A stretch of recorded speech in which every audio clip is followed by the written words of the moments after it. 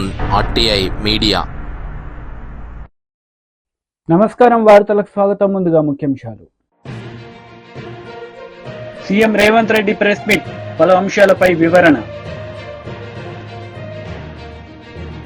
Pawan Kalyan Chandrababu Naidu press meet, గెలుపుపై ఆనందం వ్యక్తం. CM Revanth Reddy press meet నిర్వహించారు. ఈ సందర్భంగా పలు అంశాలపై ఆయన మాట్లాడారు. స్వామిక వాదులందరినీ కూడా సమన్వయం చేసి నరేంద్ర మోడీ, భారతీయ జనతా పార్టీ నేతృత్వంలో నడుస్తున్న ఎన్డీఏ ప్రభుత్వం ప్రజా వ్యతిరేక నిర్ణయాలను, పరిపాలన వైఫల్యాలను దేశ స్థాయిలో ప్రచారం కల్పించి ఎన్డీఏ కూటమికి ప్రత్యామ్నాయంగా ఇండియా కూటమిని ఏర్పాటు చేసి వీలైనంత మేరకు సహకరించిన వాళ్ళందరినీ సహకారం తీసుకొని సమన్వయం చేసుకొని ఏఐసిసి అధ్యక్షుడు మల్లికార్జున్ ఖర్గే గారు, శ్రీమతి సోనియా గాంధీ గారు, రాహుల్ గాంధీ గారి యొక్క పాదయాత్ర సృష్టించిన ప్రభావాన్ని ప్రజలకు చేరవేయడం ద్వారా ఎన్నికలను నిర్వహించడం జరిగింది. ఈ ఎన్నికలలో మొదటగా తెలంగాణ రాష్ట్రంలో జరిగిన ఎన్నికలను మనం చర్చించుకొని ఆ తర్వాత జాతీయ స్థాయి ఎన్నికల మీద మనం విశ్లేషణ చేసుకుందాం. 2023 డిసెంబర్ 3 నాడు వచ్చిన ఫలితాలలో 64 శాసనసభ నియోజకవర్గాలలో కాంగ్రెస్ పార్టీని గెలిపించి, ఒక్క శాసనసభలో సిపిఐని మా ఎన్నికల పొత్తులో భాగంగా కొత్తగూడెంలో గెలిపేయడం జరిగింది.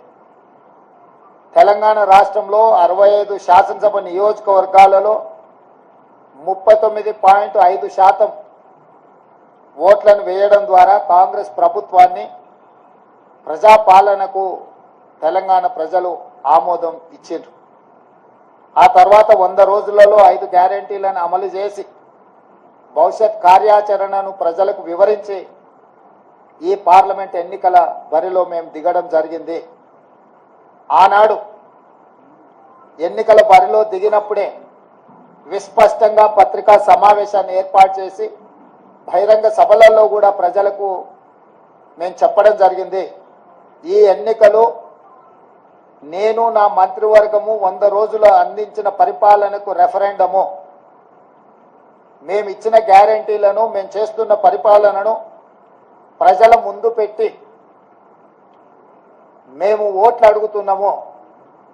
మా పరిపాలన మీకు నచ్చితే, మా పరిపాలన ఇంకా కొంత బలాన్ని చేకూర్చడం ద్వారా ఇంకా ప్రజలకు ఉపయోగపడే విధంగా పరిపాలన అందించడానికి మీరు తీర్పు ఇవ్వండి అని చెప్పి విస్పష్టంగా ప్రజలకు మేము వివరించడం జరిగింది. చాలామంది మీడియా మిత్రులు, సహచర ప్రజాప్రతినిధులు మనం రెఫరెండం అనకపోతే బాగుండునేమో, ఒకవేళ తీర్పు మనకు వ్యతిరేకంగా వస్తే ఆ తర్వాత సమస్య అవుతుందని కూడా చాలామంది సూచన చేసింది. కానీ ప్రజల పట్ల ఉన్న విశ్వాసము, కాంగ్రెస్ పార్టీ కార్యకర్తల, నాయకుల పట్ల ఉన్న నమ్మకంతో ఆనాడు పిసిసి అధ్యక్షుడిగా, తెలంగాణ రాష్ట్ర ముఖ్యమంత్రిగా ఇది మా పరిపాలనకు రెఫరెండమే అని చెప్పి స్పష్టంగా నేను చెప్పడం జరిగింది. మధ్య మధ్యలో మీడియా మిత్రులు గుర్తు చేసినప్పుడు కూడా ఈ విషయంలో మాకు రెండో ఆలోచన లేదు, రెఫరెండమే అని మేము చెప్పడం జరిగింది. తెలంగాణ రాష్ట్ర Janasena leader Pawan Kalyan press meet నిర్వహించారు. ఈ సందర్భంగా పలు అంశాలపై ఆయన మాట్లాడారు. చూపిద్దాం, పాటించి చూపిద్దాం. ఇక్కడ నిజంగా జనం అలసిపోయారు. ఒక కొత్త తరహా రాజకీయం చూద్దాం, పాత విలువలతో కూడిన రాజకీయం చూద్దాం. అది మనం చేసి చూపించాలి, ఆ దారి వెంట నడిచి చూపించాలి. జనసేన ఆ రోజు నేను మాట్లాడితే అంటే ఇది భగవంతుడు కరుణించాలి, ఇదేదో నేను పెట్టిన వ్యూహమో గొప్పతనమో నేను చెప్పట్లేదు. కానీ భగవంతుడి కరుణ, తల్లి కరుణ, ప్రజల ఆశీస్సులు, మద్దతు 2019లో ఒక్క సీటు కూడా ఉన్నది అటు ఇటు కాని పరిస్థితులు ఈ రోజున జనసేన ప్రధాన ప్రతిపక్షంగా అసెంబ్లీలోకి అడుగు పెట్టబోతుంది. మీ అందరికీ దానికి సంబంధించి ప్రత్యేకించి శుభాకాంక్షలు. అధికారంలో భాగస్వామ్యం తీసుకుంటాం ఖచ్చితంగా. అది రెండింటి మధ్య ఎలాగ అనేది ఆ టెక్నికల్ ఆస్పెక్ట్స్ ఎలాగో చూడాలి. అది మీ అందరికీ నేను తెలియజేసుకుంటాను. అలాగే కేంద్రంలో కూడా మన ఆంధ్రప్రదేశ్కి కావాల్సింది చాలా కీలకమైన మనం పరిణామాలు చోటు చేసుకున్నాయి కాబట్టి ఆంధ్రప్రదేశ్ ప్రతి ఎంపీ చాలా బాధ్యత ఉంది. మన జనసేన నుంచి గెలిచిన బాలశౌరి గారికి కానీ తంగెళ్ళ ఉదయ్ శ్రీనివాస్ గారికి కానీ చాలా బాధ్యత ఉంది. ఇది మీ ప్రతి కదలిక, మీ ప్రతి మాట ప్రజలు చాలా సునిశ్చితంగా పరిశీలిస్తారు. ఢిల్లీలో మీరు చేసే ప్రతి కదలిక, ఢిల్లీలో మీరు మాట్లాడే ప్రతి మాట ఆంధ్రప్రదేశ్ నిర్మాణానికి ఉపయోగపడాలని కోరుకుంటున్నాను. అది దయచేసి ఎంపీలుగా అది దయచేసి మీ ఇద్దరు అది, ఎందుకంటే బాలశౌరి గారు అది మీ అందరి బాధ్యత. మీరిద్దరు గెలవలేదు, 5 కోట్ల మంది ప్రజలు మమ్మల్ని గెలిపించారు. అందుకని మన ఎమ్మెల్యే నేను కూడా అద్భుతమైన మెజారిటీ తోటి గెలిచినందుకు ముఖ్యంగా మనకి ఈ ఒక తీర్మానాన్ని ముందు ఒకటి ప్రవేశపెడుతున్నాం. మరి మీ అందరి ఇది చెప్పండి. పాపం వెన్నంటే ఉండి పిఠాపురంలో జనసేన గెలుపు కోసం, నా గెలుపు కోసం కృషి చేసిన వర్మ గారికి ప్రత్యేక కృతజ్ఞతలు. వారికి అందరూ వర్మ గారికి చాలా చాలా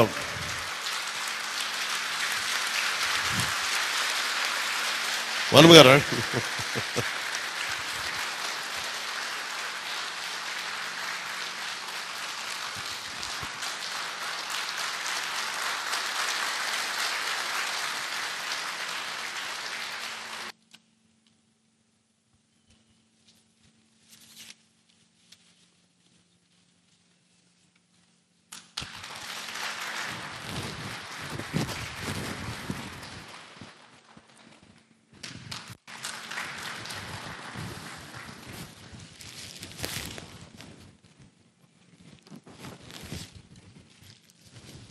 మన కోసం పనిచేసిన తెలుగుదేశం వర్మ గారిని ఇది గుర్తించడం అంటే మన కోసం పనిచేసిన తెలుగుదేశం నాయకులందరికీ, భారతీయ జనతా పార్టీ నాయకులందరికీ కూడా నా పార్టీ తరపు నుంచి ప్రత్యేక కృతజ్ఞతలు.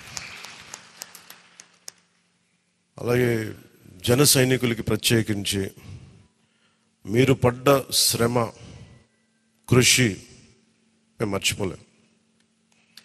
మిమ్మల్ని గుండెల్లో పెట్టి చూసుకుంటాం. మీ భవిష్యత్తు కానీ మీ బాధ్యత మీకు ఎలా ఉండాలనేది మేము గుండెలో పెట్టి చూసుకుంటాం. అలాగే మా ఆడపడుచులకి, వీర మహిళలకి, యువతులకి జనసేన కోసం మీరు పడ్డ శ్రమ మేము మర్చిపోలేం. మీ అందరికీ కూడా నా ప్రత్యేక ధన్యవాదాలు, కృతజ్ఞతలు. మీ శ్రమని, మీరు చేసిన ఈ కృషిని మేము మర్చిపోం. మీ ఆశయాలని మీరు దేనికోసమైతే పనిచేస్తారంటే ముందంటే తీసుకెళ్తాం. ఈ జనసేన కార్యాలయం ఇంకొద్ది రోజుల్లో ఫుల్ ఫ్లెడ్జ్డ్ ఫంక్షనింగ్ ఆఫీస్ అవబోతుంది, రెడీ అవబోతా ఉన్నది. మనకి రాష్ట్రంలో ఈ నలుమూలలు ఎవరు వచ్చినా కానీ దానికి టీడీపీ అధినేత నారా చంద్రబాబు నాయుడు మీడియా సమావేశం నిర్వహించారు. ఈ సందర్భంగా పలు అంశాలపై ఆయన మాట్లాడారు. 6% పడ్డాయి, వైసీపీకి 39.37% పడ్డాయి.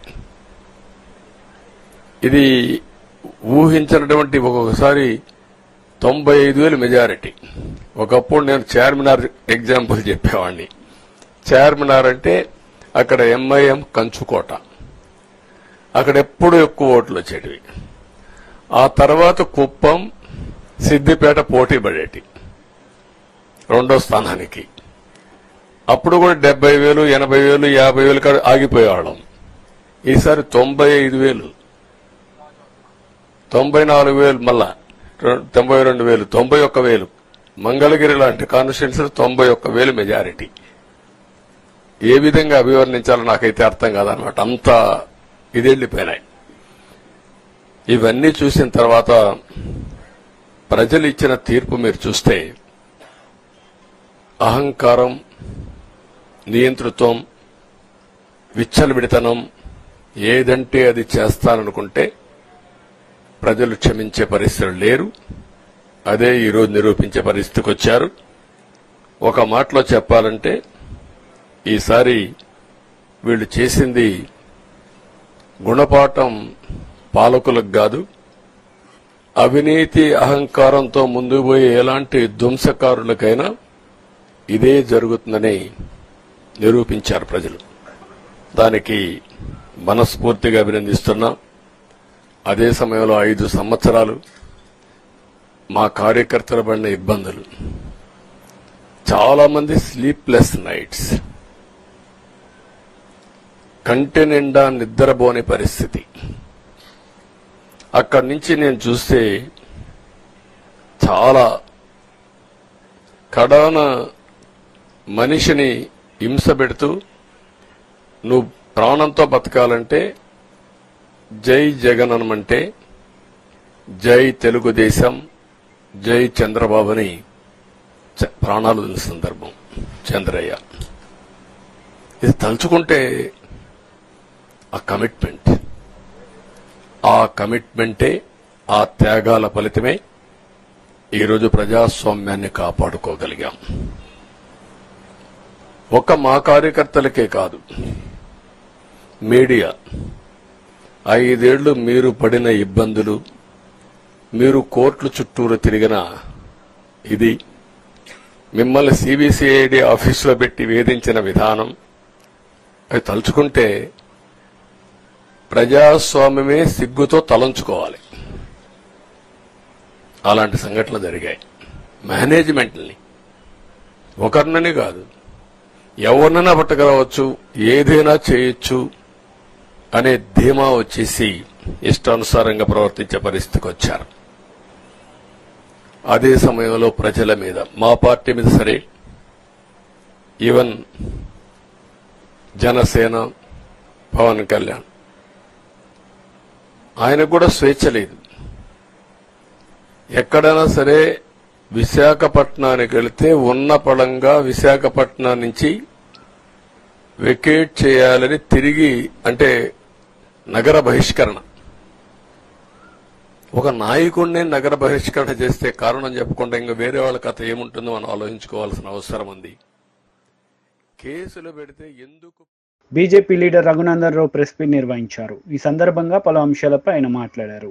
అడుగు పిలువు, మీటింగ్ పెట్టి రేపు ప్రగతి భవన్లో వస్తా, సెక్రటరియట్కి పిలువు, సమీక్ష పెట్టి వస్తా. నా టెలిఫోన్ అఫీషియల్ నెంబర్ నుంచి నేను పోలీసు వాళ్ళని బతిలాడినా, బెదిరించిన, సార్ పైసలు వంచుతూ వచ్చి పట్టుకోమని చెప్పి. గది చేతగాలేదు నీకు, కానీ నువ్వు వచ్చి కథలు చెప్తా ఉన్నావు. రేపు వాళ్ళ ప్రియమిత్రుడు హరీష్ రావు గారిని సిద్దిపేటలో కూడా ఓడగొట్టేది భారతీయ జనతా పార్టీ కాబట్టి ఇప్పటి నుంచే ఏదో ఒక రకంగా హరీష్ని కాపాడేందుకు శుద్ధులేస్తా ఉన్నాడు. లేకపోతే ఎందుకు పట్టుకుంటలేవు? కేసీఆర్ని ఎందుకు పట్టుకుంటలేవు? రాధాకిషన్ రావు చెప్పిండు కదా, క్రిస్టల్ క్లియర్గా చెప్పిండు కదా, నేను పోయి నీకు చేత కాకపోతే, నీ పోలీసు వాళ్ళకి తెలియకపోతే, రఘునందన్ అనే నేను వకీల్గా చెప్తున్నా, నా 30 సంవత్సరాల ప్రాక్టీస్లో చెప్తున్నా అని డీజీపీకి డీసీపీ రాధాకిషన్ రావు స్టేట్మెంట్ చదివి వినిపించిన, కాపీ ఇచ్చిన, ఏసీపీ భుజంగరావు స్టేట్మెంట్ చదివి వినిపించిన, అండర్లైన్ చేసి చెప్పిన ఎక్కడ వాళ్ళు చెప్పిన అనేటువంటి విషయం. అదే రకంగా సిఐ సాయి కిరణ్ ఏం చెప్పిండో చెప్పిన. వెంకట్రామరెడ్డికి వ్యతిరేకంగా ఇన్ని సాక్ష్యాధారాలను తీసుకొచ్చి నేను ఎన్నికలకు 10 రోజుల ముందు మీ డీజీ గారికి ఇస్తే ఎందుకు అరెస్ట్ చేయలే వెంకట్రామరెడ్డిని? అచ్చా, పొంగులేటి శ్రీనివాసరెడ్డికి వియ్యంకుడని అరెస్ట్ చేయలేదా? లేకపోతే గెలిచినాక వెంకట్రామరెడ్డి గారు, హరీష్ గారు, మిగతా మా మెదక్ జిల్లాలో ఉన్న బీఆర్ఎస్ ఎమ్మెల్యేలు అందరూ కలిసి మీ పార్టీలకు వస్తారని చెప్పి ఏమన్నా ఫ్లైట్లో ఒప్పందం చేసుకున్నారా రేవంత్ రెడ్డి గారు? నాకైతే గంతే అనిపిస్తుంది. అందుకనే మీరు ఆ రకంగా పనిచేసిరేమో అని నేను అనుకుంటా ఉన్నా. అందుకని రేవంత్ రెడ్డి గారు మెదక్ పార్లమెంట్ గురించి కానీ రఘునందన్ గురించి కానీ మాట్లాడేటప్పుడు ఒక్క అక్షరం, ఒక ఏళ్ళు నాదికి చూపిస్తే మిస్టర్ రేవంత్ రెడ్డి 4 ఏళ్ళు నేను చూపెడతాయి. రఘునందన్ రావు జై తెలంగాణ అన్నోడు, రఘునందన్ రావు రోడ్లు ఎక్కినోడు, రఘునందన్ రావు పోలీసులతోటి కలబడ్డోడు, కుస్తీ పట్టినోడు, ఆఖరికి ప్రతి చౌరస్తాలో ఈట్కా జవాబ్ పత్తర్సే దేంగే అని చెప్పి వచ్చినాడు రఘునందన్. కాబట్టి నీలాంటి వాళ్ళకి ఎవడు భయపడ్డాడు కాదు. రఘునందన్ గురించి మాట్లాడాలంటే బాగా దగ్గర పెట్టుకో, ఒళ్ళు దగ్గర పెట్టుకొని మాట్లాడుకో. నేను చెప్పిన దాంట్లో ఏమైనా తప్పు ఉందని నువ్వు చెప్తే నేను నిరూపించేందుకు సిద్ధంగా ఉన్నా. అరే 1200 ఓట్లలో పొంగనాలు కొట్టినావు, ఇంకా ఎమ్మెల్సీ మేనేజ్ చేసుకోవడం చేతగాలే. మాది నైతిక విజయం అంటాడు నీ మంత్రి ఒక ఆయన వచ్చి. ఓడిపోయినానికి నైతిక విజయం ఏముంటుంది? రాజకీయాల్లో జో జీతా ఓయి సికందర్, ఓడిపోయినోడు శుద్ధులు చెప్పుడేంది? ఏం చెప్తా ఉన్నారు మీరు ముచ్చట్లు? అందుకని మీరు ఒకసారి దయచేసి ఆలోచించుండ్రి, అర్థం చేసుకోండి ప్రజలారా. రేవంత్ రెడ్డి అనేట ఆయన నాకు చెప్పరాదా? మరి మహబూబాబాద్లో ఎట్లా గెలిచిరు మీరు? బీఆర్ఎస్ ఎంపీ లేదా మహబూబాబాద్లో? సిట్టింగ్ ఎంపీ ఎవరు? మహబూబాబాద్లో బీఆర్ఎస్ సిట్టింగ్ ఎంపీని ఓడగొట్టుకొని, మీ మాలవతి కవిత గారిని ఓడగొట్టుకొని కేసీఆర్ గారు, హరీష్ రావు గారు మీకు ఓట్లు వేయించిరా? బలరాం నాయక్ గారిని గెలిపించిరా? ఖమ్మంలో మీ పొంగులేటి శ్రీనివాసరెడ్డి వియంకుని గెలిపించేందుకు ఈ పని చేసిరా? ఎవరిని నామా నాగేశ్వరరావుని బలి చేసి బీఆర్ఎస్ వాళ్ళంతా కాంగ్రెస్ కోట్లు వేసిరా? నేను మాట్లాడగలుగుతాను కదా, చాలా ఉన్నాయి కదా సాక్ష్యాలు, ఆధారాలు. 8 చోట్ల నువ్వు గెలిచినావు కదా, ఆ 8 చోట్లలో బీఆర్ఎస్ ఓట్ షిఫ్ట్ నీకు అయిందా? అదేనా హరీష్ రావుకి నీకు మధ్యలో ఉన్నటువంటి అగ్రిమెంటు? చంద్రశేఖరరావు అనేటువంటి బొందబెట్టి బీఆర్ఎస్ పార్టీని హస్తగతం చేసుకునేందుకు, బీఆర్ఎస్కి 0 సీట్లు వచ్చేందుకు ప్రయత్నం చేస్తా అని అల్లుంతో నువ్వేమైనా అగ్రిమెంట్ చేసుకున్నావా? BJP leader Etela Rajender press meet నిర్వహించారు. ఈ సందర్భంగా పలు అంశాలపై ఆయన మాట్లాడారు. ఇప్పుడేమో ఈ దేశంలో పెద్ద పార్టీలు లేవు, స్వతంత్రాన్ని తెచ్చిన పార్టీగా ఛాంపియన్ పొంది ఇవాళ ఆ లెగసీలో భాగంగా కాంగ్రెస్ పార్టీకి నెహ్రూ గారు 1952, 57, 62 మూడోసారి కూడా వారు ఎన్నికయ్యారు.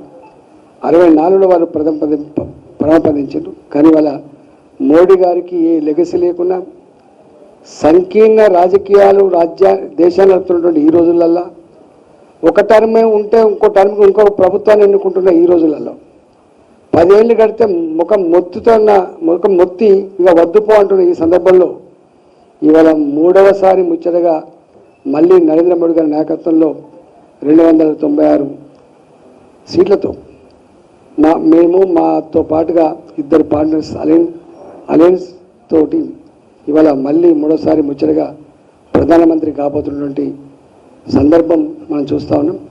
కాబట్టి ఇలా తెలంగాణ ప్రజానీకానికి ఏ నమ్మకం, ఏ విశ్వాసం మా మీద పెట్టుకున్నారో ఆ విశ్వాసాన్ని, ఆ నమ్మకాన్ని ఎక్కడ కూడా వమ్ము చేయకుండా అనునిత్యం మీకు అందుబాటులో ఉండి మాకు ఇచ్చినటువంటి ఈ పదవిని అలంకారం కోసం కాకుండా నోట్లో నాలుకలాగా ఉండి మీతో ఉండి మీ సమస్యల పరిష్కారంలో మమ్మల్ని ఎన్నుకున్న నియోజకవర్గాల అభివృద్ధిలో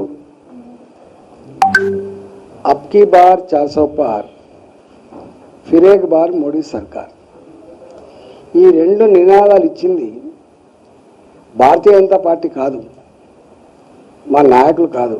ఈ నినాదం ఇచ్చింది 10 సంవత్సరాలుగా నరేంద్ర మోడీ గారి పరిపాలన చూసిన తర్వాత నచ్చి మెచ్చి ప్రజలు ఇచ్చినటువంటి నినాదం అది, ప్రజలు ఇచ్చిన నినాదం అది. అయినా ఈ దేశంలో మళ్ళీ అధికారం రావాలంటే 272 సీట్లు కావాలి. మ్యాజిక్ ఫీవర్ మీకు తెలుసు. 272, ఇవాళ 296. ఇవాళ మీరు చూస్తున్నగా పక్క రాష్ట్రంలో 5 ఏళ్ళకి ఆగమైపోయింది. అంతకుముందు మన్మోహన్ సింగ్ గారు కూడా 10 ఏళ్ళు పాలించిండు, మళ్ళా దెబ్బ కొడితే ఇప్పటిదాకా లేవలే. మొదటిదాకా పాలించిన ఈ రాష్ట్రంలో పాలించిన కేసీఆర్ గారు కూడా 10 ఏళ్ళకి ఏమైందో మీకు చూసిండు. టీడీపీ లీడర్ మీడియా సమావేశం నిర్వహించారు. ఈ సందర్భంగా పలు అంశాలపై ఆయన మాట్లాడారు. డిసెంబర్కి పూర్తి చేస్తానని చెప్పావు, మరి పోలవరాన్ని ఎట్లా ముంచేశావు? ఈవేళ ప్రజలు ఇచ్చినటువంటి తీర్పు. ఆ రోజు ప్రతిపక్ష నాయకుడిగా అమరావతిని స్వాగతిస్తూ ఉన్న 30,000 ఎకరాలు పైబడి రాజధానికి ఉండాలని ఆ రోజు అసెంబ్లీలో చెప్పి, అధికారంలోకి వచ్చిన తర్వాత అమరావతి కాదు 3 ముక్కలని చెప్పి, ఏ 3 ముక్కలైనా ఒక్క ఇటుకు కూడా పెట్టలేనటువంటి నీ అసమర్థతకి నిన్న ప్రజలు ఇచ్చినటువంటి తీర్పు. అధికారంలోకి వచ్చినటువంటి వారం రోజుల్లోనే ప్రజావేదికను కోల్చడం ద్వారా ఏదైతే నీ అరాచకత్వాన్ని ఈ ఆంధ్రప్రదేశ్ రాష్ట్రంలో ప్రారంభించావో దాన్ని వ్యతిరేకిస్తూ ప్రజలిచ్చినటువంటి తీర్పు. ఏదైతే ఒక ఎస్సీ, ఎస్టీ, బీసీ మైనారిటీలు ఎవరైతే ఉన్నారో మరి అటువంటి వారికి సంబంధించినటువంటి 138 సంక్షేమ పథకాలు ఏవైతే రద్దు చేశావో దాని మీద నీకు ప్రజలిచ్చినటువంటి తీర్పు. ఏదైతే రాజ్యాంగబద్ధంగా ఒక ఎస్సీ, బీసీ సప్లాన్ నిధులు ఏవైతే ఉన్నాయో వాటిని ఏ రకంగా అయితే నువ్వు దారి మళ్లించావో వాటి మీద ప్రజలు ఇచ్చినటువంటి తీర్పు. పేదవాడు 5 రూపాయలకి పట్టెడు అన్నం తినేటువంటి అన్నా క్యాంటీన్ని నువ్వు రద్దు చేసి పేదల కడుపు కొట్టావు. అది ప్రజలు ఇచ్చినటువంటి తీర్పు. ఒక ఆడబిడ్డ పెళ్లి చేసుకుంటే ఒక చంద్రన్న పెళ్లి కానుక, ఎవరైనా ప్రమాదవశాత్తు ఎవరైనా చనిపోతే వాళ్ళకు ఒక చంద్రన్న బీమా, మరి వాటిని రద్దు చేశావు. అందుకే ఈరోజు ప్రజలు ఇచ్చినటువంటి తీర్పు. ఏదైతే ఈవేళ ప్రకృతి సహజ సిద్ధంగా వచ్చేటువంటి ఇసుకను కూడా నువ్వు ఈవేళ కొల్లగొట్టినటువంటి పరిస్థితి. ఏదైతే ఆ రోజు మద్యపాన నిషేధం అన్నావు, అధికారంలోకి వచ్చాక మద్యాన్నే వనరుగా మార్చుకుని ఆ బ్రాందీ షాపుల్ని నువ్వు సొంతం చేసుకుని ఆ బ్రాందీ షాపుల్లో సైతం నువ్వు సొంతంగా నీ సొంత బ్రాండులను తయారు చేసుకుని కల్తీ మద్యం, నాసిరకం మద్యం ఇచ్చే ఈవేళ వాళ్ళ జేబులు కొట్టేయడమే కాదు, వాళ్ళ ప్రాణాలను ఏవైతే కొల్లగొట్టావో దాని మీద ప్రజలు ఇచ్చినటువంటి తీర్పు. ఏదైతే ఈ యొక్క ఆంధ్రప్రదేశ్ రాష్ట్రంలో ఏదైతే విలువైనటువంటి గనులు ఏవైతే ఉన్నాయో, మైండ్స్ ఏవైతే ఉన్నాయో, ప్రజల సంపద ఏదైతే ఉందో దాన్ని ఏ రకంగా అయితే నువ్వు లూటీ చేసావో దాని మీద ప్రజలు ఇచ్చినటువంటి తీర్పు. ఏదైతే ఆంధ్రప్రదేశ్ రాష్ట్ర భవిష్యత్తు తరాల వారికి ఉపయోగపడవలసినటువంటి మరి విలువైనటువంటి భూములు, ఆఖరికి కలెక్టర్ ఆఫీసులు, పార్కులు వంటి సైతం నువ్వు తాకట్టు పెట్టుకుని నీ అనసూయులకో వేలంపాట పెట్టుకుని నీ యొక్క అనసూయులకు అమ్ముకుని విలువైనటువంటి భూములు కూడా ఏదైతే నువ్వు ఆంధ్రప్రదేశ్ రాష్ట్రంలో 5 సంవత్సరాల్లో కొట్టేశావో మరి ఇవన్నీ చాలా ఉన్నట్టుగా. అంటే ఈ 5 సంవత్సరాల పరిపాలనలో ఈ ఇసుక, లిక్కరు, మైన్స్, ఏదైతే విలువైనటువంటి భూములు అంటే ప్రభుత్వానికి సంబంధించినటువంటి ఆస్తులన్నింటినీ కూడా కొల్లగొట్టేసి రేపు మళ్ళీ అధికారంలోకి వస్తే కొల్లగొట్టడానికి ప్రభుత్వ ఆస్తులు కూడా ఏమీ ఉండవు అనేటువంటి ఆలోచనతో వ్యక్తుల ఆస్తులు కూడా కొల్లగొట్టేయాలని ఏదైతే నువ్వు తీసుకొచ్చినటువంటి ల్యాండ్ టైటిలింగ్ యాక్ట్ ఏదైతే ఉందో దాని మీద ప్రజలు ఇచ్చినటువంటి తీర్పు. ప్రతి జూన్ నెలలోనూ ఒక రివ్యూ పెడతావు. వర్షాకాలం ముగిసిన వెంటనే రోడ్లన్నీ కూడా నిర్మాణం చేస్తామని. కానీ 5 సంవత్సరాలు 5 వర్షాకాలాలైనా గుంతలు కూడా పూడ్చలేనిటువంటి నీ రోడ్ల పరిస్థితికి ప్రజలు ఇచ్చినటువంటి తీర్పు. నాణ్యమైనటువంటి కరెంటు ఇవ్వడం నీకు ఎట్లానూ చేత కాదు. కనీసం ఆ కరెంటు ఛార్జీలు కూడా పెంచకుండా పరిపాలన నీకు సాధ్యం కాలేదు. వార్తలు ముగించే ముందు ముఖ్యాంశాలు మరోసారి. CM Revanth Reddy press meet, పలు అంశాలపై వివరణ. పవన్ కళ్యాణ్, చంద్రబాబు నాయుడు ప్రెస్ మీట్, గెలుపుపై ఆనందం వ్యక్తం. ఈ వార్తలు ఇంతటితో సమాప్తం. తిరిగి ప్రసారమయ్యే వార్తలు మళ్ళీ కలుద్దాం. అంతవరకు సెలవు. నమస్తే.